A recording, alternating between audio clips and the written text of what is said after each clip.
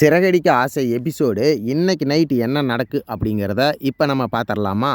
Constable Arun டென்ஷனாகவே இருப்பான். அதுக்கு சீதா கேட்பான், ஏங்க நீங்கள் டென்ஷனாகவே இருக்கிறீங்க, என்னங்க ஆச்சு, தயவு செஞ்சு சொல்லுங்க அப்படிங்கும்போது, உங்ககிட்ட சொல்லாமல் என்ன சீதா, என்னை வேற 3 நாள் சஸ்பெண்ட் பண்ணிட்டாங்களா, அதுதான் ஒரே டென்ஷனாகவே இருக்குது. அதுக்கு சீதா சொல்கிறா, கவப்படாதீங்க, ஒரு கெட்டதுலேயும் ஒரு நல்லது நடந்திருக்குது. நீங்கள் தானே அடிக்கடி சொல்லுவீங்க அம்மாவை கிட்ட இருந்து கவனிக்கவே முடியலின்னு, அதுக்கு இந்த சஸ்பெண்டுனால நீங்கள் பயன்படுத்திக்கிங்க. அதை விட்டுட்டு அதையவே யோசித்து இந்த 3 நாளையும் கெடுத்துடாதீங்க, நல்ல வாய்ப்பு கிடச்சிருக்குது சரிங்களா அப்படின்னு சொல்ல, கான்ஸ்டபிள் அருணும் சரி சரிங்க நான் பார்த்துக்கிறேங்க அப்படின்னு சொல்லுவான்.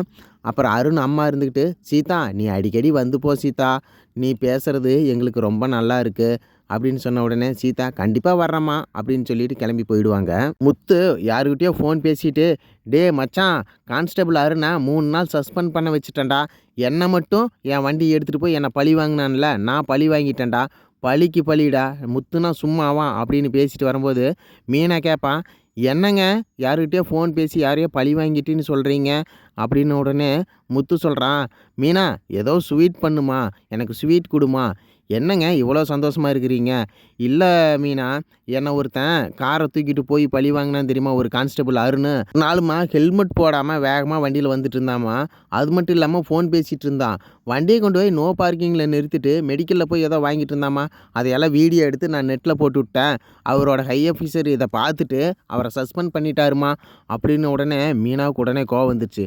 ஏங்க இப்படி பண்ணுனீங்க, இதில் வேறு ஸ்வீட் கேட்குறீங்களா, ஒருத்தரை கஷ்டப்படுத்தி பார்க்குறதுல உங்களுக்கு அவ்வளோ சந்தோஷமா அப்படின்னு கான்ஸ்டபிள் அருணுக்கு சப்போர்ட் பண்ண ஆரம்பிச்சிருவா மீனா.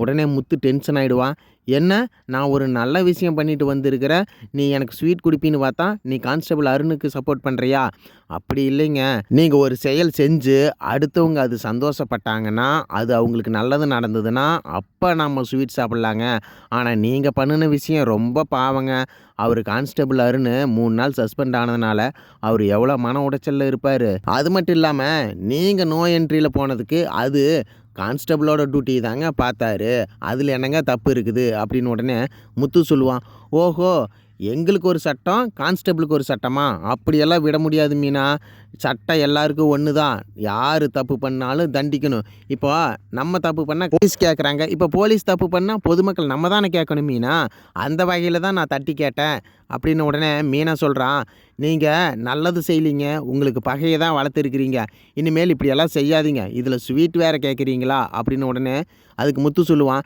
நான் போய் உங்கள்கிட்ட ஸ்வீட் கேட்டேன் பாரு, நான் வெளியிலே வாங்கி சாப்பிட்டு வந்திருக்கலாம் அப்படின்னு உடனே மீனா சொல்லுவான், தயவு செஞ்சு கோவிச்சிக்காதீங்க, புருஷன் தப்பு பண்ணுனா பொண்டாட்டி அதை சரி பண்ணணுங்க, அதுக்காக தாங்க சொன்னேன், கோவிச்சிக்காதீங்க, எதையும் அன்பாக யோசிச்சு பாருங்க சரிங்களா அப்படின்னு உடனே சரி மீனா அப்படின்ட்டு முத்து மீனாவுக்கு டிரைவிங் சொல்லி கொடுப்பான். மீனா இதுதான் காரு சரியா, உள்ளே உட்காரு, ஃபஸ்ட்டு சீட் பெல்ட்டை போட்டுக்கோ, ரெண்டாவது சாவியை போடணும், அப்புறம் அதுக்கு முன்னாடி வண்டி நியூட்ரல் இருக்கான்னு பாரு, இதுதான் ஹேண்ட் பிரேக்கு, ஏதாவது நீ பார்க் பண்ணும்போது ஹேண்ட் பிரேக் போட்டு வண்டியை நிறுத்தணும் சரியா அப்படின்னு உடனே மீனா எல்லாத்தையும் கவனமாக கேட்டுக்கிட்டு வண்டியை ஓட்ட ஆரம்பிச்சிருவான்.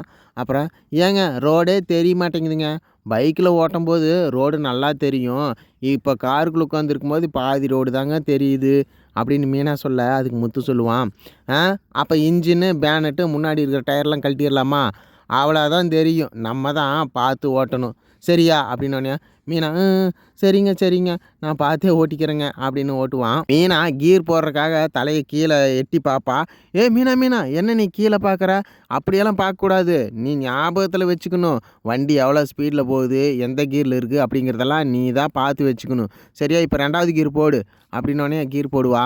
ஏங்க வண்டி ஓட்டுறதுக்கு இவ்வளோ ஞாபகத்தில் வச்சுக்கணுமா, ஆமாம் வண்டி ஓட்டுறனா சும்மாவா அப்படின்னு மீனாவுக்கு முத்து சொல்லி கொடுத்துட்டே போயிட்டுருப்பான். அப்போ பார்த்து ஸ்துதி வருவா, ஆஹா மீனா வண்டியெல்லாம் ஓட்டி பழகுறீங்க, பரவாயில்ல பரவாயில்ல, சரி அப்படியே இருங்க நான் ஃபோட்டோ எடுத்துக்கிறேன் அப்படின்ட்டு ஃபோட்டோலாம் எடுப்பான்.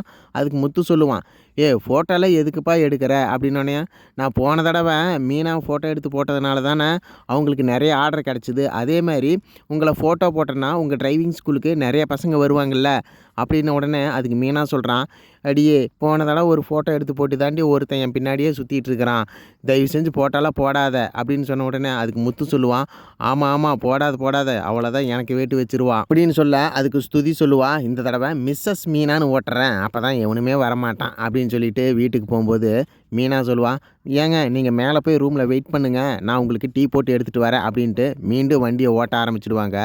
இந்த தடவை வண்டி போயிட்டே இருக்கும்போது வண்டியை மீனா அடிக்கடி ஆஃப் பண்ணிடுவான். அதனால் முத்து டென்ஷன் ஆகி, ஏன் மீனா உனக்கு ஒரு தடவை சொன்னால் புரியாதா, எதுக்கு நீ வண்டி பொழுதுனிக்கு ஆஃப் பண்ணிகிட்டு இருக்கிற, ஒழுங்காக கிளச்சை விடு, மெதுவாக விடணும், இப்படி தான் கியர் போடணும் அப்படின்னு டென்ஷனாக திட்ட மீனா, ஏங்க எதுக்குங்க என்னை திட்டுறீங்க, ஏற்கனவே எனக்கு வண்டி ஓட்டுறது பயமாக வேறு இருக்குது, இதில் நீங்கள் வேறு திட்டினீங்கன்னா எப்படிங்க, சும்மா ஒரே தப்பை திருப்பி பண்ணிகிட்டு இருந்தால் உன்னை கொஞ்சுவாங்களா அப்படின்னு கேட்க அதுக்கு மீனா சொல்லுவான், சரிங்க இந்த மாதிரி தான் உங்ககிட்ட பழக வர்றவங்ககிட்ட எல்லாம் டென்ஷனாக இருப்பீங்களா, அப்புறம் அவங்க பாதியிலே இறங்கி போயிடுவாங்க தெரியுமா அப்படின்னு. உடனே அதுக்கு முத்து சொல்லுவான், அதுக்கு தப்பு பண்ணாமல் இருக்கணும் மீனா, நான் தான் எத்தனை தடவை சொல்கிறது, ஆனால் நீ கேட்கவே மாட்டேங்கிறியே, இப்படி வேகமாக விட்டு வண்டி ஆஃப் பண்ணிடுறியே அப்படிங்க.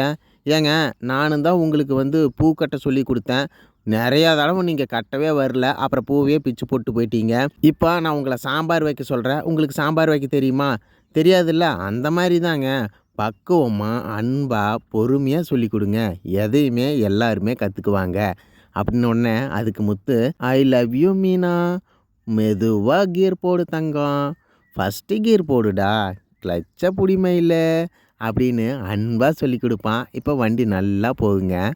அதுக்கு மீனா சொல்லுவாள், இப்போ பார்த்தீங்களா கடைசியில் அன்பு தாங்க ஜெயிச்சுது, கோபம் எங்கேயுமே ஜெயிக்காது, எப்பவுமே அன்பாக சொல்லி கொடுங்க சரிங்களா அப்படிங்க.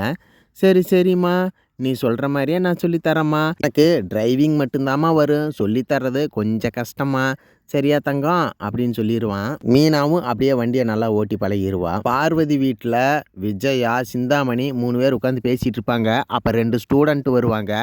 மாஸ்டர் நான் கொஞ்சம் லேட்டாக வந்துட்டேன் மாஸ்டர், சாரி மாஸ்டர் அப்படின்னு சொல்லும்போது அதுக்கு விஜயா சொல்லுவா, இந்த டைம் டிராஃபிக் டைம்னு தெரியும், அப்படி இருந்தும் ஏன் நீங்கள் லேட்டாக வர்றீங்க, கொஞ்சம் முன்னாடியே வர்றது இல்லையா, சரி ட்ரெஸ் எல்லாம் எடுத்துகிட்டு வந்துட்டிங்களா, எடுத்துகிட்டு வந்துட்டேன் மாஸ்டர், சரி அது கையில் என்ன அப்படின்னு கேட்கும்போது அந்த 2 ஸ்டூடெண்ட் சொல்லுவாங்க, மேடம் இது வெயிட் மிஷின் மேடம் அப்படின்னோடனே, இது எதுக்கு இங்கே கொண்டு வந்திருக்கிறீங்க அப்படின்னு. உடனே இல்லை நிறையா ஜிம்மில் பார்த்தீங்கன்னா வெயிட் மிஷினில் வச்சுருப்பாங்கள்ல, அதே மாதிரி தான் நம்ம டான்ஸ் கிளாஸ்லேயே வெயிட் மிஷின் வைக்கலான்னு கொண்டு வந்திருக்கேன், இது என்னோட அன்பளிப்பு தாங்க மேடம் அப்படின்னு. உடனே அப்படியா சரி ஆமாம் வெயிட் மிஷின் எதுக்கு சம்மந்தமே இல்லாமல் டான்ஸ் ஸ்கூலில், மிஸ் நீங்கள் தானே சொல்லியிருக்கிறீங்க டான்ஸ் ஆடும்போது உடம்பையும் நல்லா பத்திரமா பார்த்துக்கணுன்னு, அதுக்காக தான். ஓஹோ சரி அப்படின்னு சொல்லும்போது அந்த 2 பேர் வந்தாங்க இல்லையா, அதில் ஒரு பொண்ணு, நான் வெயிட் பார்க்கட்டுமா அப்படிங்கும்போது உன்னோட வெயிட் எனக்கு தெரியும் அப்படின்னு. உடனே 2 பேர் ஆச்சரியமாக பார்ப்பாங்க. சரி நின்று வெயிட் பாரு அப்படின்னோடனே 60 கிலோ அப்படின்னோடனே, 60 கிலோவா, அந்த பொண்ணு நான் 2 கிலோ ஏறிட்டேன் அப்படின்ட்டு கீழே இறங்கிடுவா. உடனே சிந்தாமணி போய் வெயிட் பார்க்குறேன்னு சொல்லுவா, போய் ஏறி நின்னோடனே 90 கிலோ வந்துடும். ஐயோ 90 கிலோ வந்துட்டேனே அப்படின்னு சொல்லும்போது அதுக்கு விஜயா சொல்லுவா, நீ எப்பவுமே அதே கிலோவில் தான் இருக்கிற, இறங்கு அப்படின்னு. உடனே பார்வதி போய் வெயிட் பார்ப்பான், ஆஹா நான் 100 கிலோ வந்துட்டேனே அப்படின்னு சொல்லும்போது, ஆமாம் நீ எதுவும் டான்ஸ் ஆட மாட்டேன், ஒன்றும் பண்ண மாட்டேன், மற்றவங்கள புறணி பேசிகிட்டே இருப்பேன், பின்ன வெயிட்டு கூடாமல் என்ன ஒன்று தின்னுட்டு தூங்கு, அப்போ வெயிட் இன்னும் ஏறிட்டு தான் போகும், ஒழுங்காக உடம்ப குறடி அப்படின்னு விஜயா சொல்லுவா. அப்புறம் எல்லாருமே விஜயா நீ வெயிட்டு போட அப்படின்னு பார்க்கும்போது, சரி நானும் வெயிட் பார்க்குறேன், வெயிட் மிஷினில் ஏறக்காக விஜயா வருவா. இதோட நாடகம் இன்றைக்கி முடியுதுங்க. நாளைக்கு நைட்டு என்ன நடக்கும் அப்படிங்கிறத நாளைக்கு காலையிலேயே நம்ம சேனலில் வந்துருங்க. இந்த வீடியோ உங்களுக்கு பிடிச்சிருந்துன்னா நம்ம சேனலை சப்ஸ்கிரைப் பண்ணிக்கோங்க. நன்றி, வணக்கம்.